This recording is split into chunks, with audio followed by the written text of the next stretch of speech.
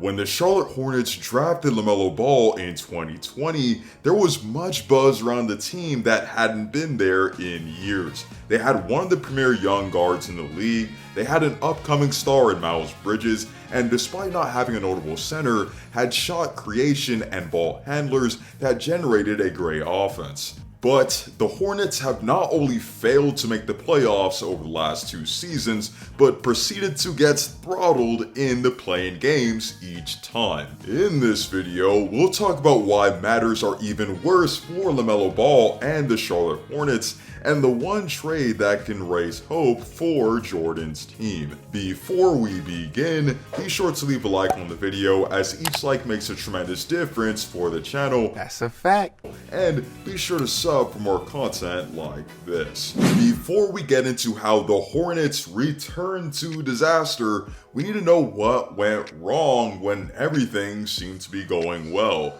In Lamelo Ball's rookie year, one great benefit that he had was being surrounded by ball handlers that could create and consequently allow him to play off the ball. And at the same time, these guys in Hayward and Rozier were shooting 45% and 43% on catch and shoot threes in 2021, allowing Lamelo to be the genius that he is as a playmaker. The Hornets weren't world beaters or anything on either end of the floor, and they weren't playing at the pace that you'd like to see in order to fully unlock Lamelo. But the Hornets were still a fun young team building an identity. They had 7 double-digit scores between Rozier, Hayward, PJ Washington, and Miles Bridges, among others. Lamelo was playing beyond expectations at that point, and James Borrego looked to be the right man in charge.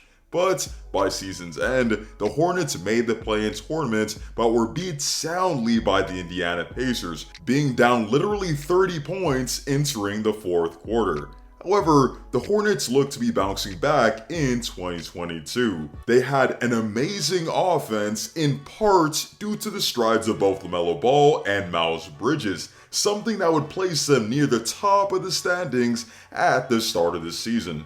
Bridges became a 20 points per game scorer, continued to be a lethal finisher around the rim, and was a perfect complement to all-star Lamelo Ball. And as for Lamelo, he made massive strides in terms of his shooting, making 87% of his free throws and shooting 39% from 3 on increased volume from 2021. But as legend would have it, the Hornets sunk back to earth and were one of the most mediocre teams in NBA history. Through 70 games, they had a 35-35 record, were 17-17 at home, were 18-18 on the road, were 22-22 against the Eastern Conference, and get this, were 13-13 against the West. As Thanos would say, the Hornets were perfectly balanced, but this definitely wasn't a good thing. The defense remained far from ideal, with them finishing bottom 10 in the league. They made the play-in again, but lost to the Hawks in embarrassing fashion, being down by north of 30 points in that winner-take-all game.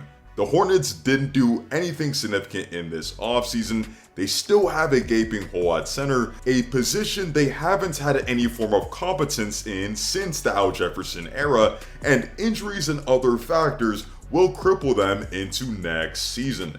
The Hornets' carousel of big men over the years boast of Cody Zeller, Bismack Biyombo, a spell with an out-of-his-prime Dwight Howard, and now Mason Plumlee. That's far from great and greatly detrimental to a team that needs a defensive presence in the paint and a role man beside Lamelo Ball. With regard to injury, their price signing of Gordon Hayward has been far from available in his 2 years in Charlotte. Hayward is getting paid north of $30 million per year to play half the season, as he's only managed to play in 44 and 49 games in 2021 and 2022 respectively. And I get it, the Hornets had to pay big money for Hayward because big names aren't attracted to the city of Charlotte.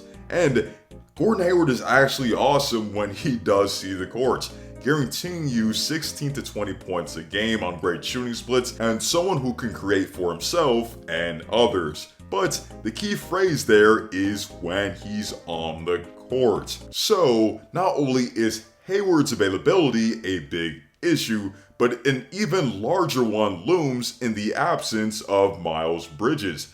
After having the best season of his career, it was a foregone conclusion that Miles Bridges would be paid this offseason, more than likely staying in Charlotte and growing something great with Lamelo Ball. However, Bridges' status as a Charlotte Hornet is in limbo because even though the Hornets didn't pull the qualifying offer from him before the July 13th deadline, Bridges faces serious accusations of domestic violence. On top of all of this, Kenny Atkinson, known for his transformative work with D'Angelo Russell and that young Nets team of a couple years ago, reneged on his promise to be the head coach of the team, opting to stay with the Golden State Warriors. So, 60-year-old Steve Clifford, who routinely ran one of the slowest paces in the league, is the new head coach of the team. Just to recap, the Hornets lost their leading scorer and ideal coaching candidate in a very short span, and now Lamelo Ball might be doomed. That's a fact. This is actually very sad to see because the Hornets were actually one of the most fun teams in the league, and the right head coach and right pieces could have gotten the absolute best out of Lamelo. Lamelo, I might add, won Rookie of the Year and was the first player in NBA history to record at least 1,000 points, 500 assists, and 200 threes in a single season at age 20 or younger. We know Lamelo's the real deal, and we know he's already one of the best point guards in the league. But the Hornets took steps backward when it looked like they could only go up. However, a Donovan Mitchell trade to pair him with Lamelo could be interesting. Mitchell is one of the best players in the league, is already a postseason superstar, an underrated playmaker, and a transformative force on the offensive end. But the Hornets are short on the first rounders that Danny Ainge would want and lack young proven talent that could compensate for the lack of picks. All in all, the Charlotte Hornets are in a very difficult situation and need things to fall their way in order to be successful next season. Without Bridges, Lamelo will have an increased offensive workload, but I know he'll step up to the plate. It's the others that really need to step up. Hayward and Rozier need to remain productive and healthy. James Bouknight needs to rebound in what was a mediocre rookie season. And Kelly Oubre, newly drafted Mark Williams, and others have to be consistent as well. It's a brutal Eastern Conference, and things continue to get harder for the Charlotte Hornets. But if you have Lamelo Ball, then there might be a way. With that being said, comment down below how you feel about the Charlotte Hornets as a whole. Without Miles Bridges, is this Hornets team at least a play-in team? Or will they fall way short of expectations and nosedive in the standings? What are your expectations for Lamelo next season with increased usage, and how big of a leap do you think he'll take? And finally, should the Hornets move all their assets in order to obtain Donovan Mitchell? Let me know in the comment section down below.